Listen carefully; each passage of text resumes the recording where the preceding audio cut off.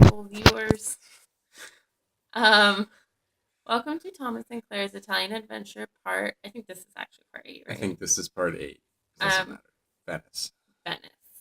So we talked a little bit about our first night in Venice, and today we're going to talk about yesterday. Today is our last full day. We leave tomorrow morning. Well, I guess we actually don't leave till 1, but it's a long way to get to the airport because you have to take this really slow boat over there.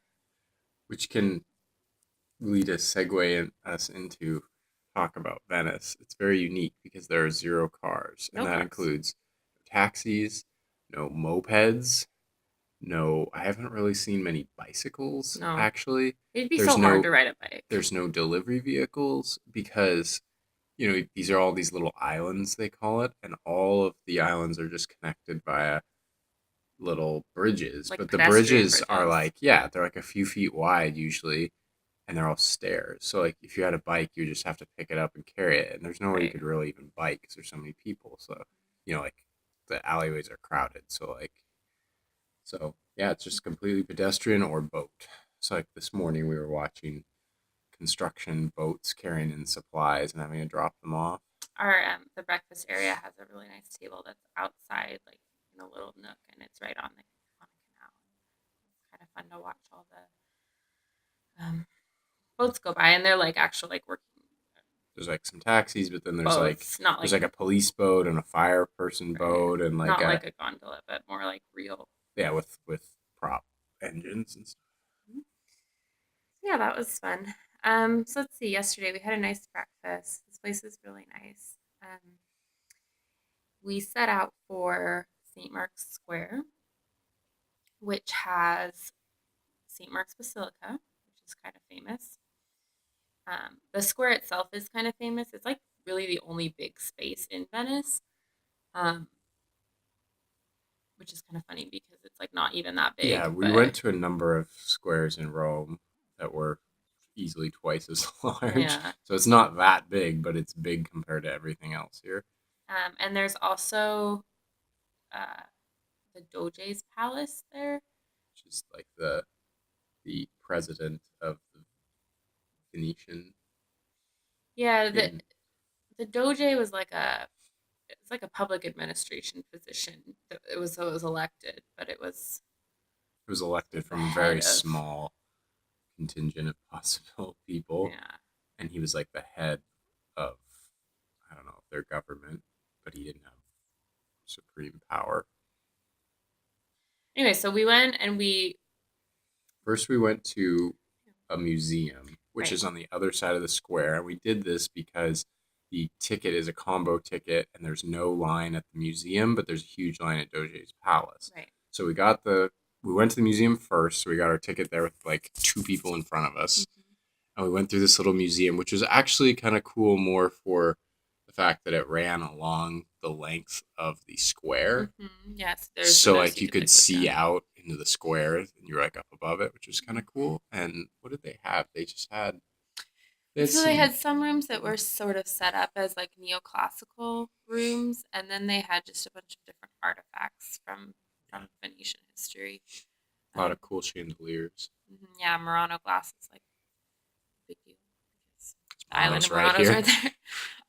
So yeah, all these really incredible glass chandeliers that they don't even look They real. look Like they kind of don't look like glass. like a chandelier that then someone wrapped like cellophane or like bubble wrap around to keep it protected. And then you realize like no, that's just a glass work like that has that strange shape because it's not really like we don't see a lot of glass chandeliers. And they had No, a not few like crystal because ones, they but mostly aren't. Yeah, it's not like clear. They're actually like or they have like a texture like ridges or yeah. something. Yeah, they're pretty cool. And they're Anyway, colored too. A lot of them have like colored hmm flowers and stuff. so we did that, and that was nice. And we sat and had a coffee at the little cafe in the museum, which was really nice because it Because it looks out over the was a really square. nice cafe and it looks out over the square, so it was really pretty.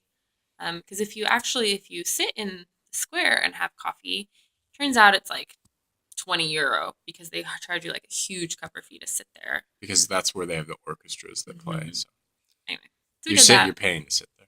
Then we crossed and went to Doge's palace and walked right in.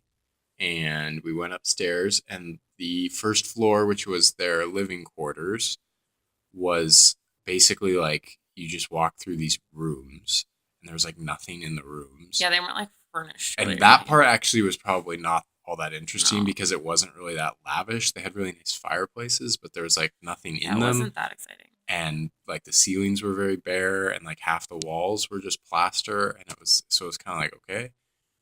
And then we went to the upstairs, which is where more of the administration and the Senate and whatnot Venice was like actually super is. famous for all its like trading and commerce and economics and whatever. And so they had all these like councils for everything. Oh, it just sounds I ridiculous. mean, like the Great Council had like 2,000 people on it, but I don't know. I think they just made laws up mostly. Like it doesn't really sound like they. But their legacy is the rooms, like the chambers where they met in, Yeah, because they had these amazing ceilings. they're They have extraordinary.